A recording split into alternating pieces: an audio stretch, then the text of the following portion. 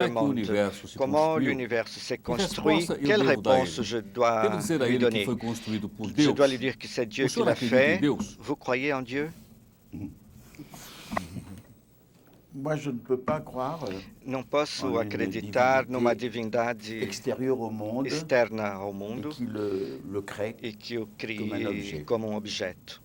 Mais je pense qu'il y a une puissance Acho que há uma potência criadora no interior do mundo. É um pouco o que se pensava no século XVII, como o filósofo Spinoza, que havia rejeitado a ideia de um Deus externo, mas há uma potência criadora divina. Essa potência criadora se manifestou efetivamente no universo. Esse universo nasceu do vazio, não se sabe como, vai comportar muita destruição e muita criação. E mesmo em nosso planeta, houve a criação de espécies muito diferentes. E na humanidade também houve vários criadores, como Mozart, Beethoven.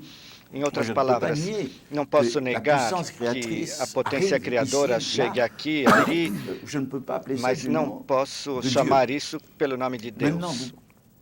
Agora, eu posso ir à questão sobre o futuro. Primeiro, não se pode profetizar. Em seguida, eu diria que o futuro é muito incerto, porque há forças de destruição terríveis que ameaçam a humanidade, mas também há forças de progresso muito grandes. Eu falei delas há pouco. Mas o que creio que se possa dizer é que vai ser preciso uma grande explicação entre a humanidade, a ciência, a técnica e a economia. Por quê?